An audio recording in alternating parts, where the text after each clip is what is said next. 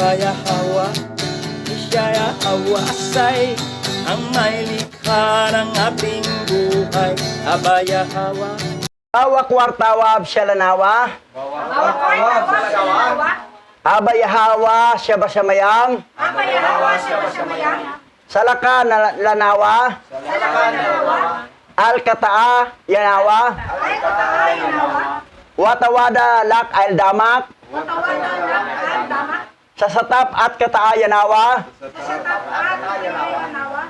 Kalhalal Hawad La Abaya Hawa Alhayang. Palalawad na abaya hawa layang. Bahasa Masyayak Hawasay. Bahasa masyayak yawasay. Bahasa Mrakwakadas. Bahasa magpakadas. Yaman. Yaman.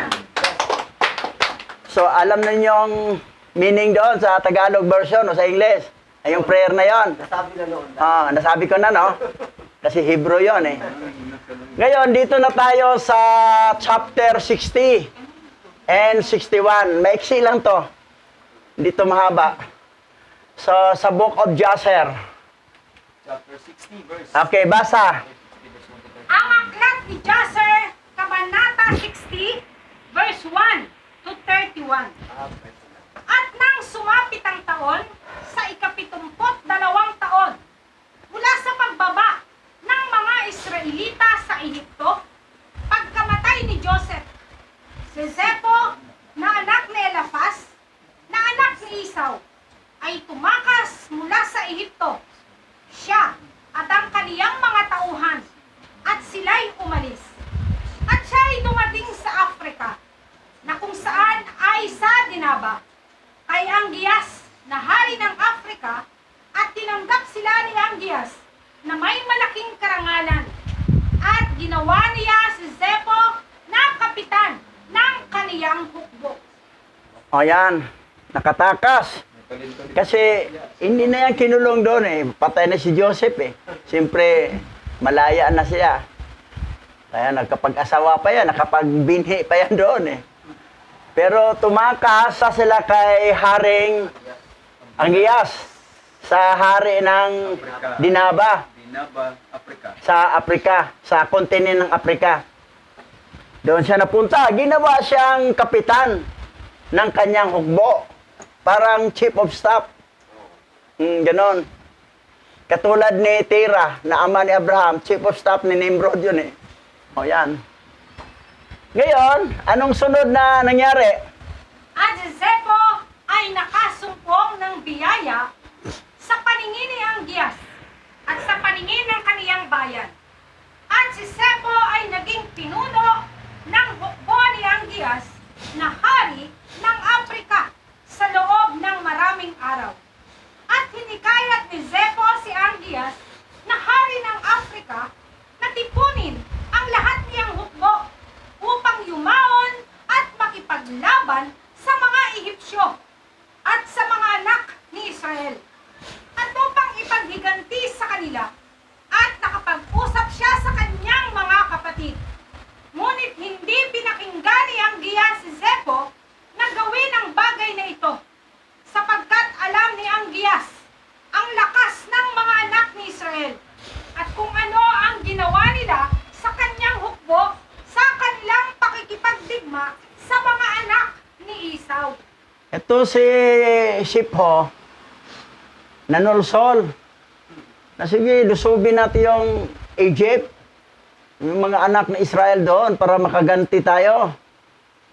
Eh, ayaw naman to si Haring Angias. Sabi niya, Alam niya eh. malakas yung mga Israel, mga anak ng Israel doon. Hindi natin kaya yun.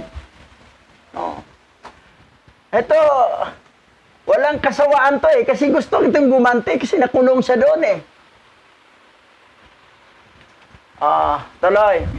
At si Zepo sa mga araw na iyon ay napakadakila sa paningin ni Angias at sa paningin ng buong bayan niya. At palagi niyang hinikayat sila na makipagdigma laban sa Ehipto, ngunit ayaw nila. At ito ay nangyari na. Noong mga araw na iyon ay may isang lalaki sa lupain ng Chitim sa lungsod ng Buzimna na ang pangalan ay Ozo. At siya ay tinanghal na dakilang tao ng mga anak ni Shittim. At ang lalaki ay namatay at walang anak na lalaki. Tanging isang anak na babae na, ang pangalan ay Janya. At ang dalaga ay napakaganda, maganda at matalino. Walang nakitang katulad niya sa kagandahan at karunungan sa buong lupain. Ayan. Ito si Jania, na anak ni Oso, kasi medyo oso na yung panahon na yon. Oso lang maganda. ang Kitim, ayun yung Cyprus ngayon, na nasa katabi lang ng Italia, ng Italy. Tawagin sir. Ang lahi talaga nito ay maputi. Itong mga taga-Tikim, maputi yan sila. Mga lahi pa rin ni ano yan eh. Isaw. Isaw, mga Edomites. Pero ito silang Angias, mga itim yan. Kasi taga-Africa yan eh. Lahi ni Ham yan eh. So, ngayon, gustong maging asawa ni Angias. Ito si Jania. Okay, tuloy natin. Anong nangyari? At ang mga tao ni Angias, na hari ng Afrika, ay nakita siya. At sila ay lumapit at pinuri siya sa kanya. At si Angias ay nagpadala sa mga anak ni Kitim. At siya ay humiling na kunin siya sa kanyang sarili bilang asawa. At ang mga tao ng Kitim ay pumayag na ibigay siya sa kanya bilang asawa.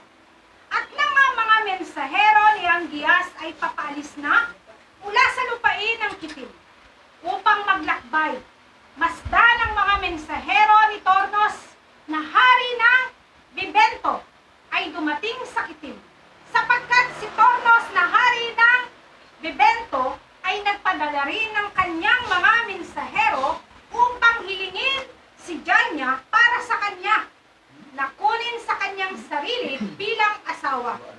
Sapagkat ang lahat ng kanyang mga tauhan ay pinapurihan din siya ng lahat ng kanyang mga alipin. Kung kaya't siya ay nagpadala ng kanyang mga tauhan sa Chittim. Okay, itong si Turnos, na hari ng Bibinto, maputi yan sila. Gwapo to. Pero si Angias, maitim. Kasi taga-Afrika eh. Kaya lang nakauna si Angias. Nakauna siya eh. Nahuli na ito si Turnos. Ngayon, ito yung mag-trigger sa kanila ng gera, ng digmaan. Ngayon, tuloy. Dahil sa uyab. At ang mga lingkod ni Tornos ay dumating sa Kitim at kanilang hiniling na si Janya ay dalhin kay Tornos na kanilang hari upang maging asawa. At sinabi ng mga tao ng Kitim sa kanila, hindi namin siya may bibigay dahil ninais ni Angias na hari ng Afrika na kunin siya sa kanya bilang asawa bago kayo dumating. At dapat na namin siyang ibigay sa kanya. At ngayon, kaya't hindi namin magagawa ang bagay na ito upang bawian si Angias ng dalaga upang maibigay siya kay Tornos. Sapagkat kami ay lubang natatakot kay Angias na baka siyang dumating sa amin at pakikipagbaka laban sa amin at kami lipulin. At si Tornos na yung hari ay hindi makapagliligtas sa amin sa kaniyang kamay. Yan. Ito na, may karibal, no? Pero si Angias kasi nakauna. Nakauna siya. Ngayon, ito kasi wala namang ligawan eh. Yung mga pinuno lang, magulang, yun lang ang makausap. Sunod na lang yung anak. Kung yan ang anak ng mga husband mo. Ito, patay naman magulang niya. So ito na lang elders ng taga-Tikim. Ngayon, sabi nila, naunahan kayo. Si Turnos, naunahan ni Angias. So, hindi pwedeng ibigay sa inyo, baka lusubin kami dito, magagalit na nakauna siya. Tapos ibinigay namin sa inyo, kay Turnos, at saka lipulin kami. At alam ko hindi kami may ligtas ni Turnos. So, yon. Ito yung mag-trigger ng gulo to eh. Okay, tuloy. At nang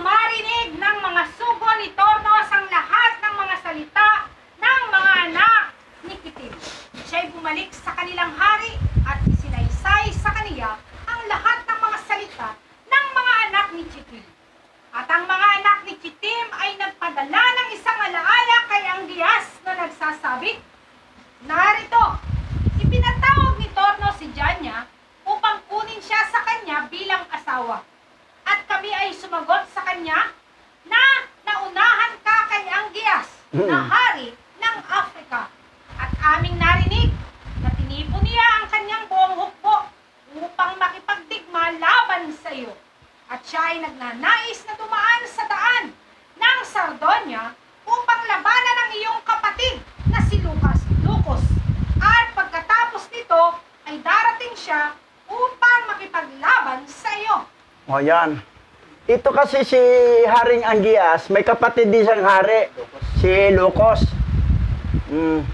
Sa ibang bansa, sa ibang syudad naman yon. So yan ang nangyari. Na dahil kay Jania o Jaja, doon, super beautiful kasi ito eh, matalino pa. At walang katulad sa kagandahan. Ito, nag-rival ngayon ito. At saka si ito. Ngayon, magigira ito ngayon. Okay, tuloy tayo. At narinig ni Angias ang mga salita ng mga anak ni Chittim na kanilang ipinadala sa kanya sa talaan. At ang kanyang galit ay nag-alab at siya ay tumindig at tinipon ang kanyang buong hukbo at dumating sa mga pulo ng dagat.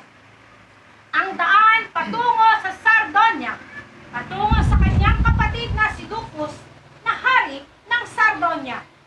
At si Niblos na anak ni Lukos ay narinig ng kanyang tiyuhin na si Angias ay dumarating.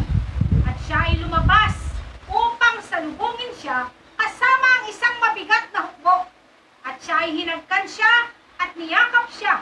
At sinabi ni Niblos kay Angias, "Nang iyong tanungin ang aking ama tungkol sa kanyang kapakanan, kapag ako'y sasama sa iyo upang makipaglaban kay Tornos, hilingin mo sa kanya na gawin akong kapitan ng kanyang hukbo." At ang kanyang kapatid ay dumating at tinanong niya siya tungkol sa kanyang kapakanan. O yan. Kasi ito si Niblos, anak to sa kapatid niya kay Lukos. Sabi niya, sabihin mo si Papa na gawin akong kapitan sa kanyang hukbo. Ay pumayag, siyempre, tatay. Sige anak, ikaw na mamuno. Sa ano? Eh ngayon, ito naman si Angias, may kapatid naman siyang hari din si Lukos sa Sardonia. So may kakampi, magkapatid. Ngayon, ito ngayon. At tinanong ni Angias ang kanyang kapatid na si Lukos para sa kanyang kapakanan. At gawin ang kanyang anak na si Niblos na kapitan ng kanyang hukbo. At ginawa ito ni Lukos. At si Angias, ang kanyang kapatid na si Lukos ay tumindig. At sila ay nagtungo kay Tornos upang makipagdigma.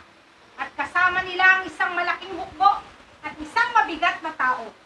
At siya ay dumating sa mga sasakyang dagat.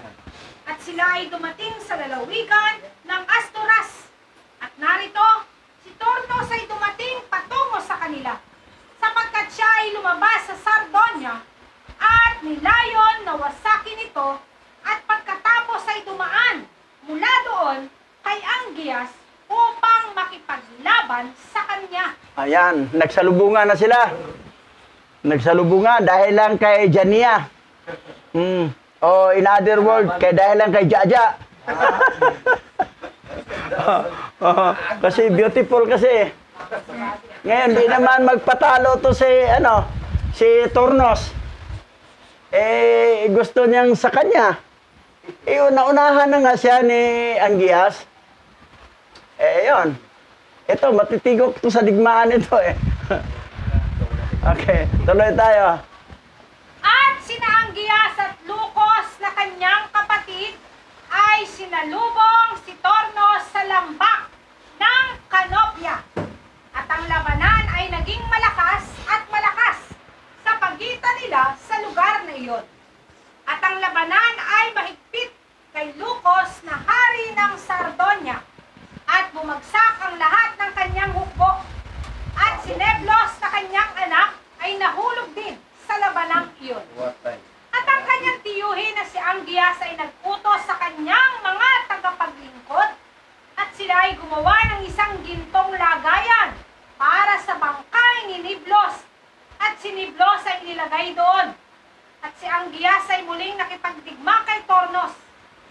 si Angias ay mas malakas kaysa sa kanya. At kanyang pinatay si Tornos. At kanyang pinatay ang lahat ng kanyang mga tao sa pamagitan ng talim ng espada. At si Angias ay naghiganti sa kapakanan ng anak ng kaniyang kapatid na si Niblos na anak na lalaki ni Lucos. So, ito si Tornos, tigok. Kasi lalong tumatapang ito si Haring Angias dahil napatay yung pamangkin niya na pinuno ng hukbo sa kanyang ama, si Niblos. Patay. Natalo si Tornos. Nawala na siyang karibal. Solo na niya si Jaja. Si Jania. Solo na niya. Okay, tuloy tayo. At nang mamatay si Tornos, ang mga nakaligtas sa labanan ay nanghina. At sila ay tumakas mula sa harap ni Angias at ni Lucos na kanyang kapatid. At hinabol sila ni Angias at ng kanyang kapatid na si Lucos hanggang sa lansangan na nasa pagitan ng Alpano at Roma. At napatay nila ang buong hukbo ni Tornos sa talim ng espada. At inutusan ni Lucos na hari ng Sardonia ang kanyang mga tagapaglingkod na gumawa sila ng isang kabaong na tanso. At dapat nilang ilagay doon ang katawan ng kanyang anak na si Niblos. At inilibing nila siya sa lugar na iyon. Biro, hinabol nila, di ba, doon sa lugar ng Bibinto. Nadaanan nila ang Alpano at saka Roma. Ang Roma is a capital city of Italy. So, yan. Ngayon, gilibing na sa si itong anak ni Lucos, si Niblos. At saka gilibing din si Haring Torno. Tuloy. At sila ay nagtayo sa ibabaw nito ng isang mataas na tore doon sa lansangan. At tinawag nila ang pangalan nito ayon sa pangalan ni Niblos hanggang sa araw na ito. At kanilang inilibing din si Tornos na hari ng Bibento doon sa lugar na iyon kasama ni Niblos at Masdan. Sa lansangan sa pagitan ng Alpano at Roma, ang libingan ni Niblos ay nasa isang tabi at ang libingan ni Tornos sa kabilang panig at isang semento sa pagitan nila hanggang sa araw na ito. Yan. Gilibing yung dalawa sa lugar sa labanan. Nagawa pa sila ng mahabang tower. Tapos dito, pagitan lang yung simento. Gilibing din nila ang kalaban nila, si Tornos. Hindi na pinabayaan. Kasi yung mga tauhan ni Tornos, tumakas na Iniwan na yung mga patay. So, gilibing na lang ng hari, respeto. Ayan. Tapos, nalibing rin si Niblos. So, ngayon, ano pang sunod nangyari? At nang ilibing si Niblos, si Lucos na kanyang ama ay bumalik kasama ang kanyang hukbo sa kanyang lupain sa Sardonia. At si Angias na kanyang kapatid na hari ng Afrika ay pumunta kasama ang kanyang mga tao sa lungsod ng Bibento. Iyon ay ang lungsod ni Tornos. At nabalitaan ng mga naninirahan sa Bibento ang kanyang katanyagan at labis silang natakot sa kanya. At humayo sila upang salubungin siya ng may pag-iyak at pagsusumamo. At ang mga naninirahan sa Bibento ay nakiusap sa Angias na huwag silang patayin o sirain ang kanilang lungsod. At ginawa niya ito sapagkat ang Bibento sa mga araw na iyon ay ibinilang bilang isa sa mga lungsod ng mga anak ni Chittim. Kaya nga, hindi niya winasak ang lungsod. Yan. So, mabait naman to si Angias Dahil nagpakaawa yung taga-Bibinto, huwag nyo kang patayin at saka huwag sirain ang lungsod. Okay naman Dahil ang Bibinto, maander na sa tikim. Pinuno ng sandatahan ni Angias ay si Sipho So ngayon, anong sunod nangyari?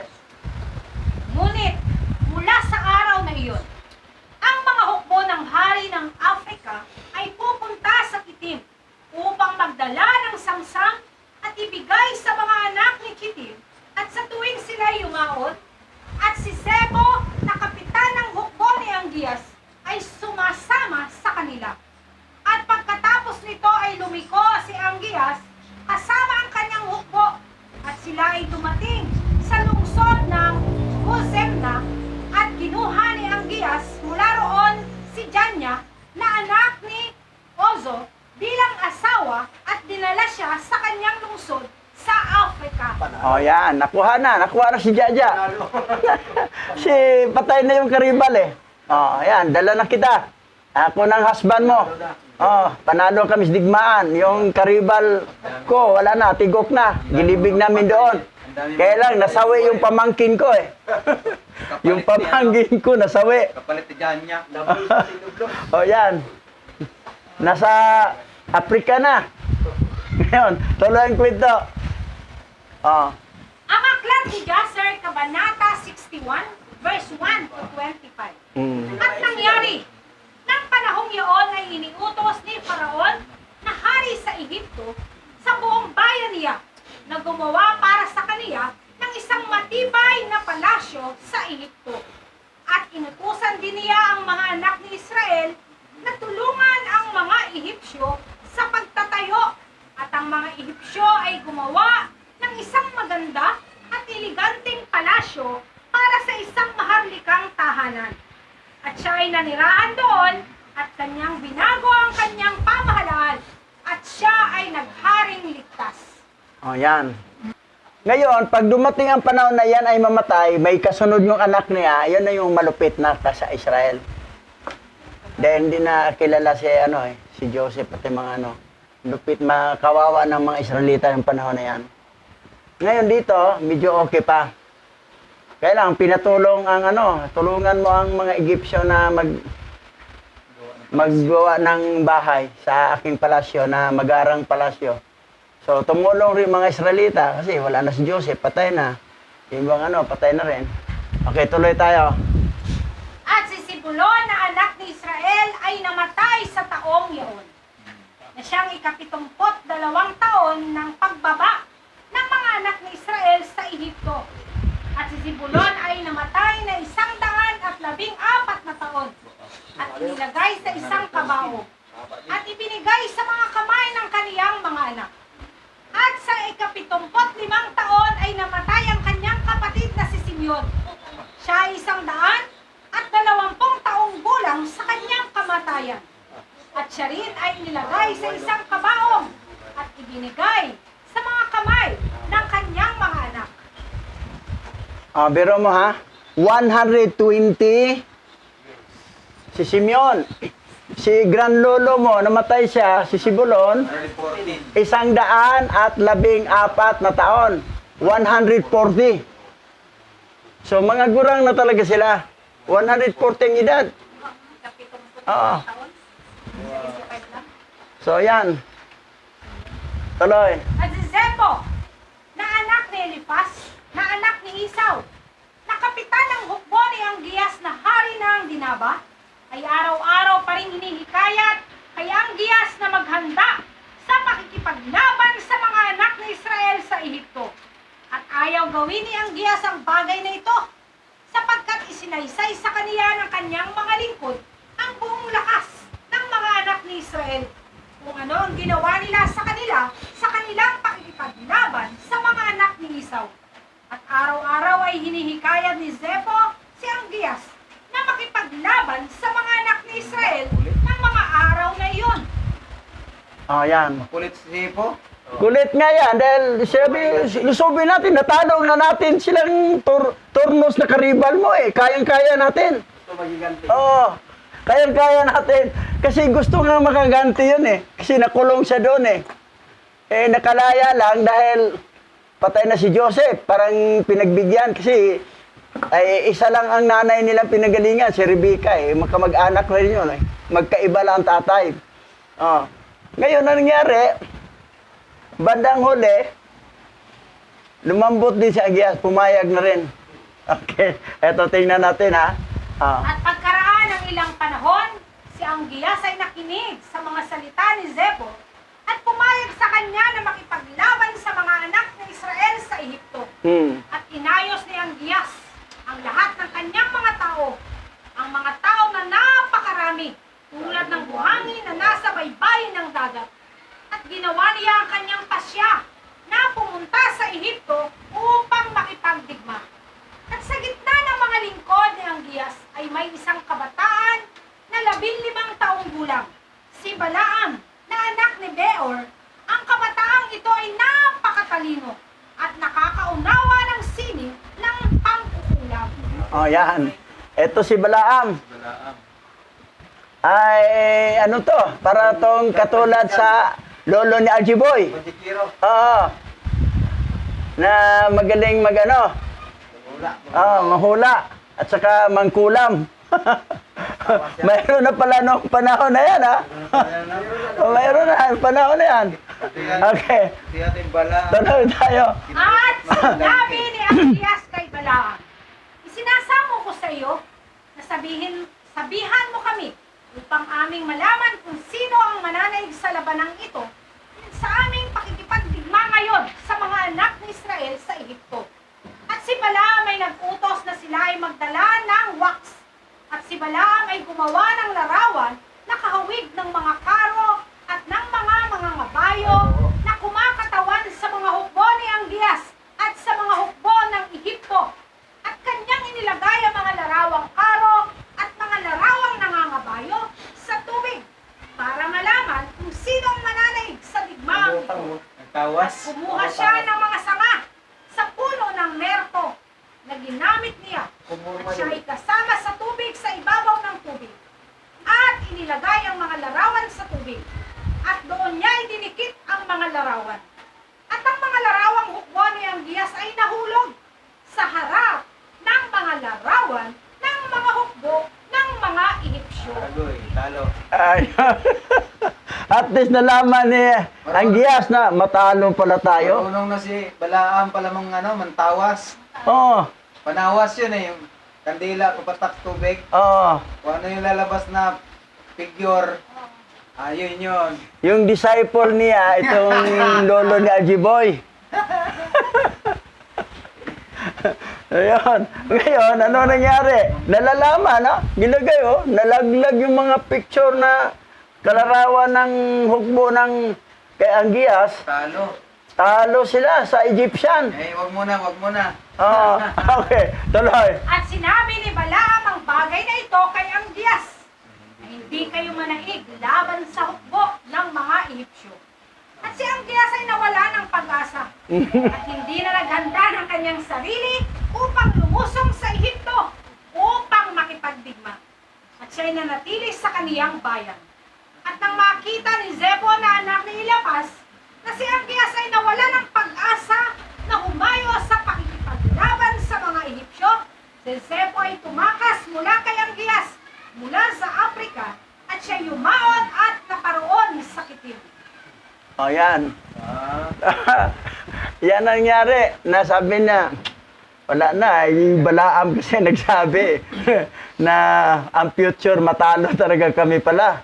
So, lalayas na lang ako dito. Wala nang pag-asa to. Di ko na makulit to eh. Yung kukulitin to, wala na kasi sinabi na matalo talaga. Hindi manaig kami sa gera sa Israel, sa mga taga-Egyptian. Tumakas na siya. Pupunta siya sa Kitim. At balang araw siya naging hari doon. Kasi gumawa siya ng diskarte rin. Humahanga ang taga-tikim sa kanya eh. Tingnan natin ha. Okay. At tinanggap siya ng buong bayan ng Kitim na may malaking karangalan. At inupahan nila siya upang ipaglaban ang kanilang mga pakikipaglaban sa lahat ng mga araw. At si Zebo ay naging totoong mayaman sa mga araw na iyon. At ang mga hukbo ng hari ng dinabas sa Afrika ay kumalat pa rin sa mga araw na iyon. At ang mga anak ng Kitim ay nagtipon at nagtungo sa bundok Chaptisya dahil sa mga hukbo ni Angias na hari ng dinabas sa Afrika na humaharap sa kanila. Isang araw, si Zebo ay nawala ng isang batang baka at siya'y humayo upang hanapin ito. At narinig niya ito na umuungol sa palibot ng bundok. Ito si Po, inupahan siya, binayaran, sinahuran siya sa mga anak ni Kitim. Yung panahon na yan. That's why lalo siyang yumaman kasi may sahod siya eh. Kasi tumakas na siya dahil nalaman ni yung kalahi ng lolo ni RG Boy na matalo pala sila sa digmaan sa ano. Lumayas na lang siya dahil wala akong pag-asa dito. Di ko na masulsulan tong hari na lulusobin namin ang Egypt. So, punta siya sa Kitim. Ngayon, ano nangyari? Kasi ito nangyari, ito si Po, nawala yung kanyang kawan, yung baka niya, yung batang baka. Nawala, hinahanap niya. Pero narinig niya may umungol doon sa palibot ng bundok. Pinuntahan niya. Tuloy. At si Zepho ay yumaon at nakita niya at narito, may isang malaking yungib sa ibaba ng bundok at may isang malaking bato doon sa pasukan ng yungib. At hinati ni Zepho ang bato at siya'y pumasok sa yungib at siya'y tumingin at narito, isang malaking hayop ang lumalamon sa baka. Mula sa gitna pa itaas, ito ay kahawig ng isang tao. At mula sa gitna pababa ay parang hayop. At si Zepho ay tumindig laban sa hayop at pinatay ito ng kaniyang taba. At nabalitaan ng mga nananahan sa Kitim ang bagay na ito. At sila'y nagalak na mainam. At kanilang sinabi, ano ang ating gagawin sa taong ito na pumatay sa hayop na ito na lumamon sa ating mga hayop? Yan. So, tikba lang yun eh. Kasi ang kalahati, tao. Ang kalahati ba, hayop. Tikba lang. Pero napatay niya, no? Namatay ni Zepho. Magaling ito eh. Napatay niya. Ngayon, natuwa rin ang mga taga-Tikim na, kitong Zepho nito eh, magaling to sa diskarte at saka may tapang. Action star pala to eh. Ngayon, mayroon silang gagawing reward sa taong ito. At silang lahat ay nagpupulong upang italaga sa kanila ang isang araw sa loob ng isang taon bilang parangal na tinawag nila ang pangalan niyaon na Zepho ayon sa kaniyang pangalan. At sila ay nagdadala sa kaniya ng mga handog na inumin taon-taon sa araw na iyon. At sila ay nagdala sa kaniya ng mga kaloob. Sa oras na iyon, si Janya na anak ni Ozo, na anak ni Haring Angias, ay nagkasakit. At ang kanyang karamdaman ay naramdaman ni Angias at ng kanyang mga pinuno. At sinabi ni Angias sa kanyang mga pantas, ano ang gagawin ko kay Janya at paano ko siya papagalingin mula sa kanyang karamdaman? At sinabi sa kaniya ng kanyang mga pantas, sapagkat ang hangin ng ating lupain ay hindi gaya ng hangin ng lupain ng Kitim. At ang ating tubig ay hindi gaya ng kanilang tubig. Kaya't mula rito ay nagkasakit ang reyna. Okay, dito muna tayo kay Zepho. Dahil sa ginawa ni Zepho na napatay niya yung tikbalang yun eh, dahil ang kalahati, pataas, tao. Ang pababa ay hayop. Napatay. Kasi yung kumakain ng mga hayop nila doon eh. Di natuwa ang mga taga-Tikim na, ito yung mga lumalamon sa hayop natin eh. So, ngayon, napatay na. So, ginawa nila yung parang, special day para sa kanya. In once a year, may special day, nakapangalan na kay Zepho. At saka bibigyan siya ng mga regalo, mga pagkain, mga inumin. Sikat siya doon. Kasi umalis na siya kay Haring Angias, hindi na niya masulsulan na lusobin ng kasi si Balaam ang dahilan na di kayo manaig sa Egypt pag pumunta kayo, matalo kayo. Dahil nagpupunta pa kasi siya sa instructor ni lolo ni RG Boy eh. So, nalaman tuloy na ang future mangyari na talo. Tama yung matalo talaga sila doon. So, yon. Ngayon, Ito naman si Jaja, si Jania, nagkasakit. Sabi ni Haring, paano to mapagaling? Sabi niya doon sa mga pantas.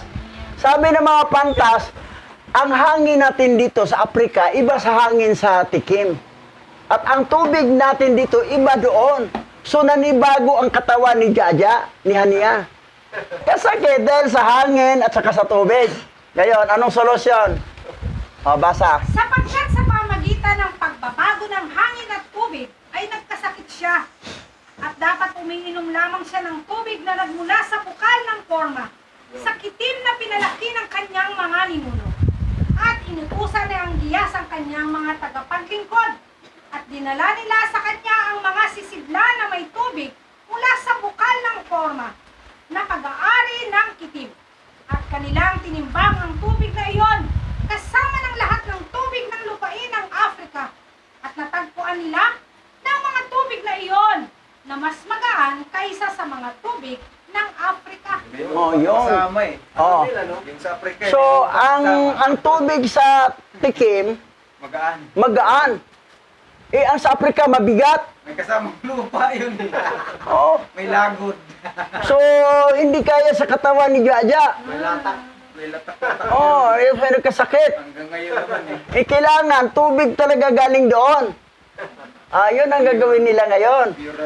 Mag-connect sila ng tubig. Galing doon, papunta sa kanila. Okay, tuloy. At nakita ni ang Giyas ang bagay na ito. At inutusan niya ang lahat ng kanyang mga opisyal na tipunin ang mga mangungutol ng bato sa libo-libo at 10,000 At siya ay pumutol ng bato na walang bilang. At ang mga tagapagpayo ay dumating. At sila ay nagtayo ng isang napakalaki na tulay na ito'y maghahatid ng tubig mula sa bukal ng forma sa lupain ng kitim hanggang sa Afrika. At ang mga tubig na iyon ay para sa lahat ng kanyang reyna at paliguan upang inumin at inumin ang mga tubig na iyon mula sa lahat ng kanyang reyna at para kay Janya sa pamagitan nito ay pagdidilig nito sa lahat ng binhi kung saan maaaring makuha ang pagkain at lahat ng bunga ng lupa. Biro mo, sabi rito, para sa lahat ng kanyang reyna. Dami plus Hindi lang pala isa. Dami palang asawa to si Angias. Para sa lahat oh. Oh, para sa lahat ng kanyang reyna. Hindi lang pala sa Salomon ng maraming sawa, pati siyang Giyas pala. So, yon. Ngayon, gagawa sila ng na yung galing sa, yung bukal galing doon sa Kikim, Parang irrigation. irrigation, hanggang papunta doon sa Afrika para doon na magamit sa kanyang mga reyna. Inumin at pangdilig. Wapo. Tuloy. At ang hari ay nagputos na sila ay magdala mula sa lupain ng kitim sa malalaking sasakyang dagat. At sila rin ay nagdala ng mga bato na itatayo dito. At ang mga tagapagpayo ay nagtayo ng palasyo para kay Janya na reyna. At ang reyna ay gumaling sa kanyang karamdaman. At sa pag-ikot ng taon, ang mga hukbo ng Afrika ay nagpatuloy sa pagpunta sa lupain ng kitim upang kumuha gaya ng dati. At narinig ni Zepho na anak ni Eliphaz ang kanilang ulat. At siya ay nag-utos tungkol sa kanila at siya ay nakipaglaban sa kanila. At sila ay tumakas sa harap niya at kaniyang iniligtas ang lupain ng kitim mula sa kanila. Ayan na. Ang dati niyang chief of staff, kalaban na niya. Kasi dito na si Posa taga Tikim eh.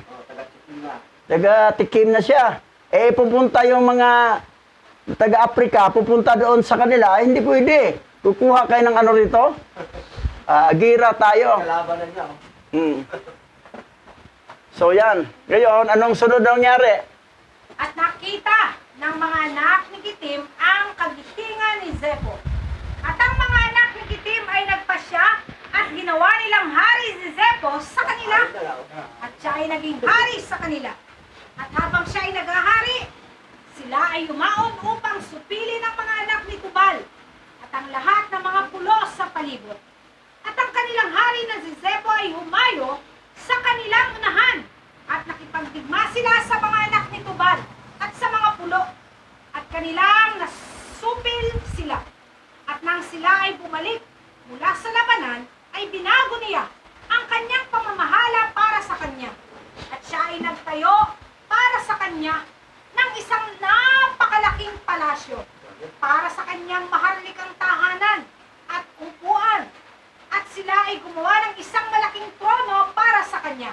At si Sebo ay naghari sa buong lupain ng Kitim at sa lupain ng Italia sa loob ng 50 taon. 50 years. 50 years siya nag-hari. Kasama pa siya, hari pa siya ng Italia. Yung Italy. Sa Tikim. So, hari na. Samantala, kulong yan doon sa Egypt. Yung buhay pa si Joseph. Apo yan ni Esau.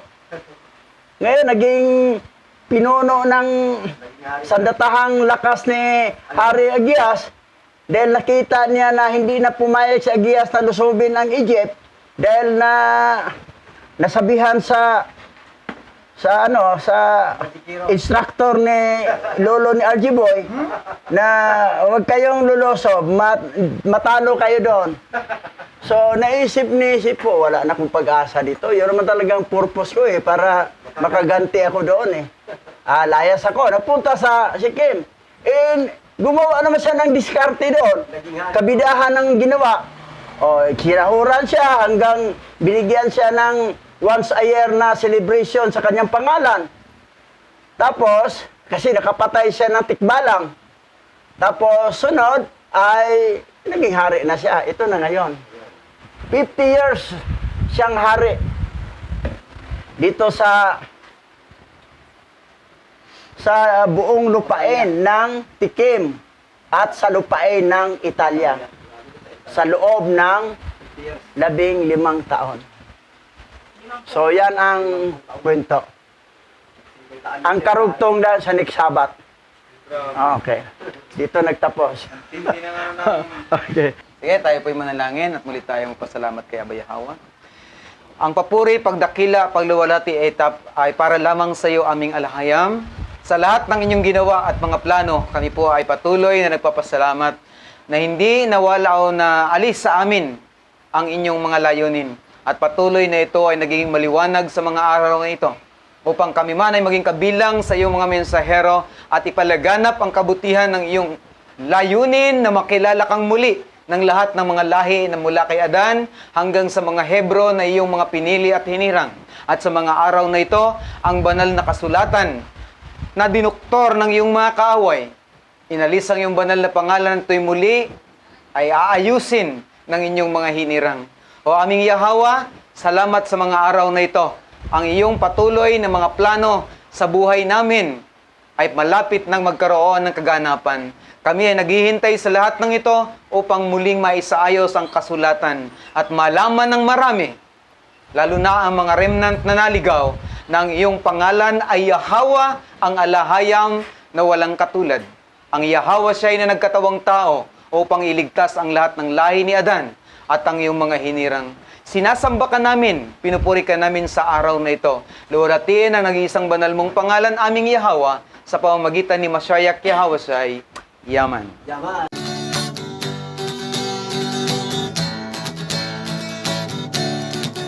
Aba Yahawa, siya Yahawa say ang may likha ng ating buhay.